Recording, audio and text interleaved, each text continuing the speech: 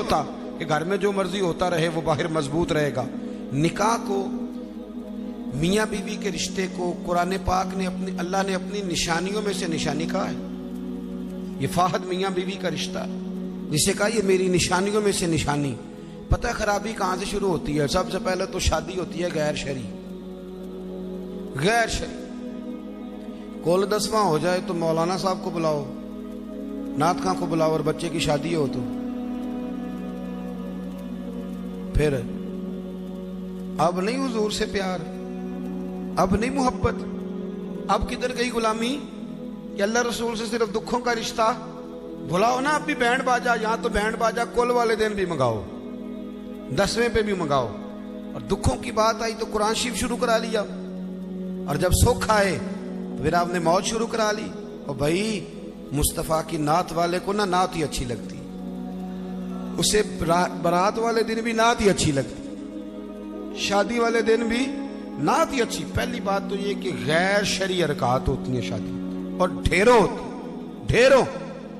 سب سے بری حرکت کون سی ہے؟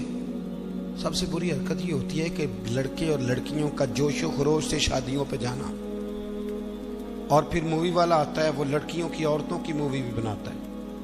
اور اب تو اللہ خیر کرے مووی کو ویسے لوگوں نے فرض کفایہ سمجھ لیا ہے. اللہ معاف کرے، ہر آدمی نے ہاتھ میں موبائل پکڑا. اتنا ضروری کام ہے یہ. مووی بنتی ہے، مہندی ہوتی ہے، ناچ گانا ہوتا ہے، تماشے لگتے ہیں. پھر میں حیران ہوتا ہوں جوان لڑکیوں کے ہاتھوں میں پھول دے کے انہیں کھڑا کیا جاتا ہے کہ دولہا جب آئے تو پھول پھینکنا. دولہے کے ساتھ بوڑھے بوڑھے لوگ ہوتے ہیں کہ جوان لڑکے ہوتے ہیں؟ بولے تو وہ پھول کیوں لڑکیاں پھینکتی ہیں؟ لڑکیاں ساری برقعے میں ہوتی ہیں، چھپے ہوئے منہ ہوتے ہیں، تو سارا خاندان تو بیوٹی پارلر سے تیار ہو کے آیا ہوتا ہے. تو آپ تو گناہ کو آواز دے رہے ہیں. پتہ ہے رسم کیسے ایجاد ہوئی؟ صاحب فتوح الشام نے لکھا ہے یہ لڑکیوں کے پھول پھینکنے کی رسم جب قادسیہ کے علاقے حضرت سعد بن ابی وقاص رضی اللہ تعالیٰ عنہ فتح کر رہے تھے، تو آپ ایک ایسے علاقے سے گزرے جس کی عمارتیں بڑی شاندار تھیں. علامہ واقدی کہتے ہیں کہ دور دور سے لوگ وہ عمارتیں دیکھنے آتے تھے کہ بھئی فن تعمیر کا شاہکار ہیں یہ چیزیں. اس ایریے سے گزرنا تھا مسلمان فوج نے، تو عیسائیوں نے اور یہودیوں نے ایک چال چلی. انہوں نے عورتوں سے کہا، خوبصورت لڑکیوں سے، کہ پھول پکڑ لو اور جب فوجی گزرے تو ان کے اوپر پھول پھینکنا. اگر 2-3 جرنل بھی تم تباہ کرنے میں کامیاب ہو گئی تو مسلمانوں کا ہم زیر کر لیں گے. پھول پھینکو. چھتوں پہ چڑھ گئی، اور چھتوں کی طرف نوجوانوں نے دیکھنا ویسے ہی ہے چونکہ شاہکار ہیں ہماری مناظر. حضرت سعد بن ابی وقاص رضی اللہ تعالیٰ عنہ آگے آگے تھے. سمجھ آ رہی ہے نا میری باتوں کی؟ آگے آگے جا رہے تھے، کمان کر رہے تھے فوج کی. جب آپ نے دیکھا عورتیں چھتوں پہ ہیں تو حضرت سعد بن ابی وقاص شرارت سمجھ گئے، سازش سمجھ گئے. لوگ زہر بھی جو ہوتے ہیں نا، زہر بھی دودھ میں ڈال کے دیتے ہیں، ڈائریکٹ نہیں دیتے. انہیں پتہ ہوتا ہے کہ زہر رگوں میں کیسے اتارنا ہے.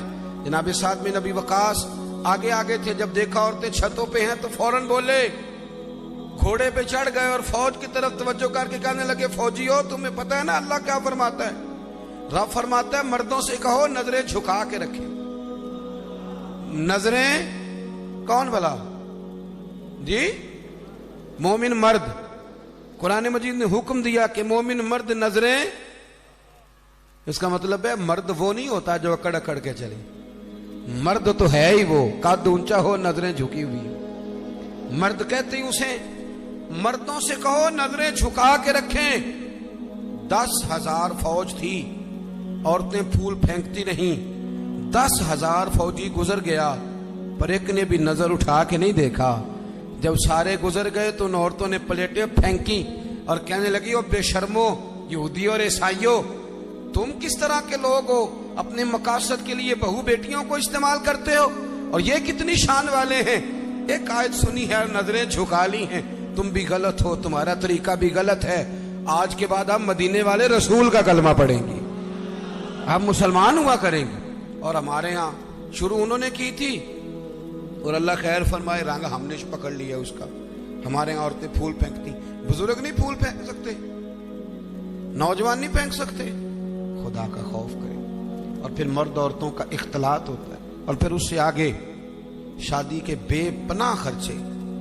बेपना कर्जा उठा के शादियां करते हैं। निकाह में तो 2 आदमी जाएंगे, 2 जोड़े जाएंगे।